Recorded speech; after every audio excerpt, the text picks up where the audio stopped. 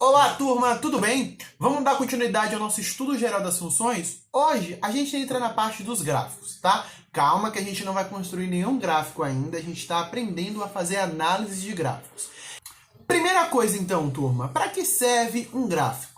Tá? Um gráfico, ele serve muitas vezes para dar uma informação de maneira rápida. Então, quando a gente olha para um gráfico, a gente tem lá, por exemplo, uma informação de número de casos de Covid-19, como é o caso que está acontecendo no mundo.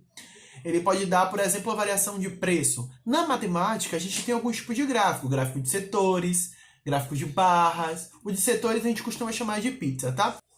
Nós iremos estudar, turma, os gráficos cartesianos, que eles podem ser entendidos como um conjunto de pontos que satisfazem determinada lei de associação, tá? Então já vamos começar aqui com esse exemplo desse gráfico aqui, e a gente vai estudar agora a determinação do domínio e da imagem de uma função por meio de um gráfico. Então eu dei um gráfico dessa função aqui, e eu quero que vocês me digam quem é o domínio e quem é a imagem, tá?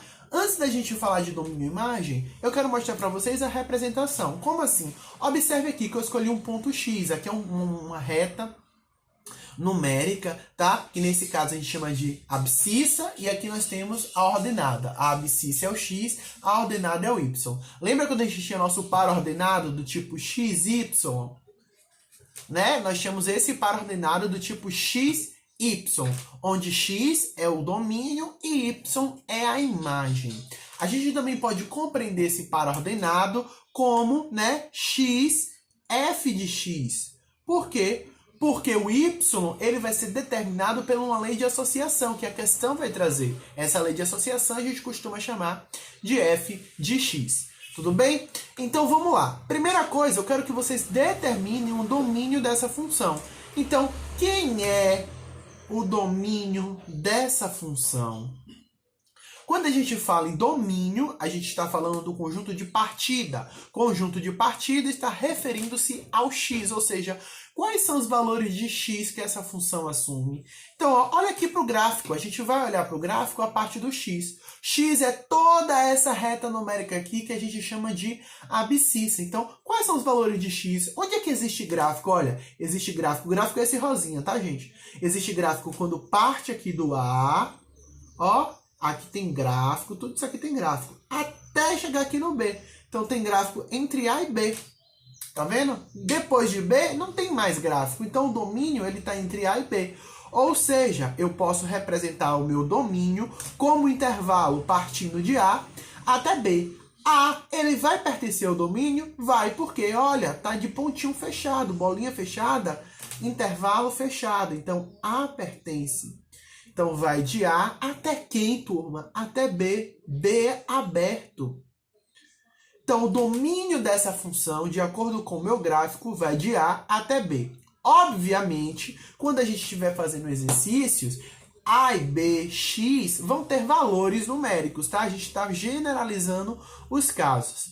E quem seria a imagem dessa função? A imagem dessa função, agora a gente vai olhar para y. Ou seja, onde é que tem gráfico, né? Quando a gente pega os intervalos de y, olha, tem gráfico a partir daqui e vai até chegar a D. Ó. Depois de D não tem mais nenhuma representação de gráfico. Então a minha imagem é entre C e D. C aberto ou fechado? C fechado, bolinha fechada. Então, ó, vai até D e D está aberto, bolinha aberta.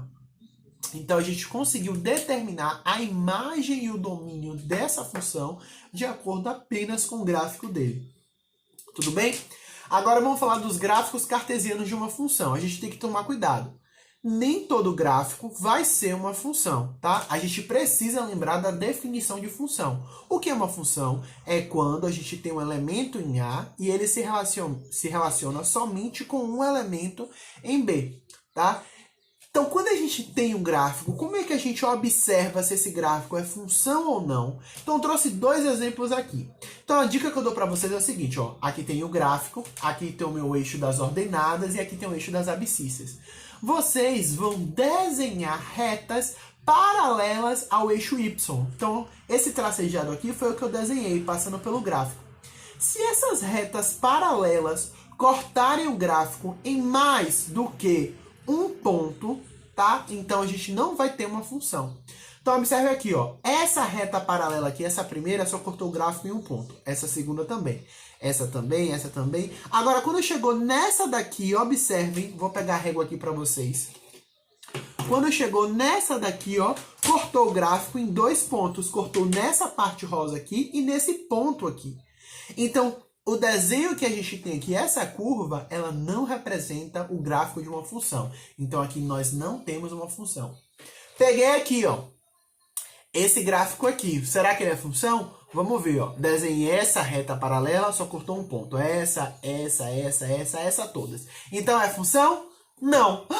Não, professor. Por quê? Mas as retas paralelas só cortaram um ponto. Tem certeza? Observe aqui, ó. Eu peguei esse valor de x no eixo das abscissas. Qual a imagem desse x? É justamente esse ponto aqui que está aberto. Quando tem bolinha aberta, significa dizer que esse ponto ele está ou não na imagem? Hein? Não, não está. A bolinha aberta não está. Então quer dizer que esse x não tem imagem. Ou seja, a gente achou um cara do domínio dessa função, né, teoricamente, que não tem imagem. E para ser função, todo elemento do domínio precisa ter uma imagem. Ou seja, isso aqui, turma, não vai ser uma função. Tudo bem? Bem, turma, vamos falar agora de sinais de uma função, tá? Olha aqui, ó, que interessante. Eu botei aqui a definição certinha. F é positiva para algum valor de x pertencente ao domínio, se e somente se f de x for maior do que zero. Então, os valores que a gente vai procurar são os valores que são positivos, que estão acima do eixo das abscissas. Para ter uma certeza de qual é esse valor, você tapa o que está embaixo das abscissas. Então, os intervalos que ficam em cima das abscissas, ó, em cima, não pode ser exatamente na reta, tá? Em cima dela, após ela, vai ser a minha parte positiva. Então, quando eu tapo aqui, ó, vai ser exatamente o intervalo que está entre x1 e x2 e depois de x3 até continuar, tá? Então, a gente pode escrever o quê? Que a minha função, ela vai ser positiva para o x, tá? Para que valor de x? Quando x for, né, um número que esteja entre x1 e x2, ó, quando eu tapo esse pedaço, ou seja, x é um número que ele é maior do que x1 e menor do que x2. E onde mais, para qualquer valor que eu pegue, ó, maior do que x3. Lembra, os números crescem para a direita na minha reta numérica. E para qualquer valor de x, tá? Maior do que x3. Quando é que f vai ser negativa? Para qualquer valor do domínio, se e somente se f de x, ou seja, a imagem, for menor do que zero. Onde é que a gente vê isso? Quando a gente tapa a parte de cima e observa embaixo da minha abscissa. Embaixo da minha abscissa eu tenho esse pedacinho aqui e depois esse pedacinho entre x2 e x3. Ou seja, é para qualquer valor que seja menor do que x1, ó, porque se eu escolho um x aqui, é menor do que x1.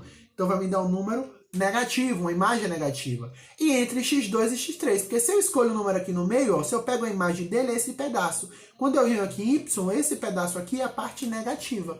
Então é um número que seja menor do que x1 e que esteja entre x2 e x3. Então é para qualquer valor de x menor do que x1 e que ele esteja entre x2 e x3. Agora tem alguns valores, tá, que são os zeros da função, ou seja, que vai dar as raízes dessa função. Lembra quando a gente estudou, lembra quando vocês estudaram a equação do segundo grau, que você achava lá os zeros na função utilizando Bhaskara, né? Então você encontrava os valores que zeravam aquela função, ou seja, quais são os valores do domínio de x que zeram essa função? Ou seja, que traz o meu f igual a zero, que torna nula a minha função. São os valores que estão realmente em cima do eixo das abscissas. Então, as raízes dessa função é x1, x2 e x3. Por quê? Quem é a imagem de x1? Aí eu ligo x1 para y. Ligou exatamente para a origem, que é o 0. Quem é a imagem de x2? É o 0 também. Quem é a imagem de x3? Também é o 0. Então, as raízes da minha função, tá? É quem? Esses valores aí. É quando x é igual a x1, ou seja, quando eu escolho qualquer valor de x que seja igual a x1, quando x é igual a x2 e quando x é igual a x3. Tá, turma?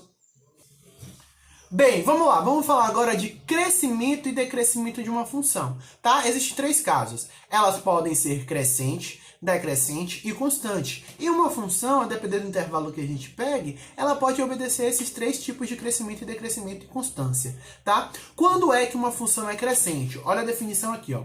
A função é crescente se e somente se, para todo valor de x1 ou x2, que são valores genéricos, poderia ser qualquer número.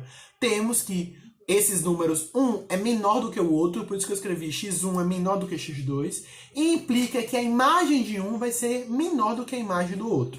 Como assim, ó? Observe aqui, ó. Eu escolhi aqui, ó, x1 e x2, tá? x1 e x2. x1 é maior ou menor do que x2? É menor, né? Porque ele vem primeiro na minha reta numérica. E x2 é maior. A imagem de x1, ou seja, o y de x1, vai ser maior ou menor que o y de x2? Ó, x1 é raiz dessa função, ou seja, o y dele é 0. E x2, o y está aqui em cima, que seria esse valor aqui, que eu não sei qual é, porque não está escrito aqui na minha reta, na minha ordenada, tá? Não está escrito na minha ordenada, eu não sei, mas eu já sei que ele é maior, né? Porque quando mais para cima vai ficar maior. Então, a imagem de x1 vai ser maior do que a imagem de x2. Então, de x1 até x2, eu posso dizer que essa função está crescendo. Será que tem outro pedaço que está crescendo? Será que de x2 a x3? Não, ó. Porque x2, a imagem é essa, tá aqui em cima. E x3, a imagem volta a ser 0. Então, a imagem de x2, ela vai ser maior que a imagem de x3. Então, ela não está crescendo, ela está decrescendo. E entre x2 e x4, o que está acontecendo? Está decrescendo também, ó, continua diminuindo o valor de y. Mas entre x4 e x5, o que acontece? A função volta a crescer, tá? E de x5 até infinito, que eu posso continuar escolhendo qualquer valor aqui, o que acontece? A função volta a crescer de novo, tá? Em outras palavras, eu posso dizer que a minha função ela vai ser crescente para qualquer valor que eu pegue menor do que x2, ó. Tá vendo? Qualquer valor de x que eu pegue menor do que x2, a minha função tá crescendo. Então, ela é crescente quando x é menor do que... menor ou igual, tá? Porque x2 está no domínio, que x2. E onde mais ela vai ser crescente? Ela vai ser crescente para qualquer valor maior do que x4, ó, porque depois de x4, a função volta a crescer. Então, x também ela é crescente para qualquer valor maior ou igual que x4.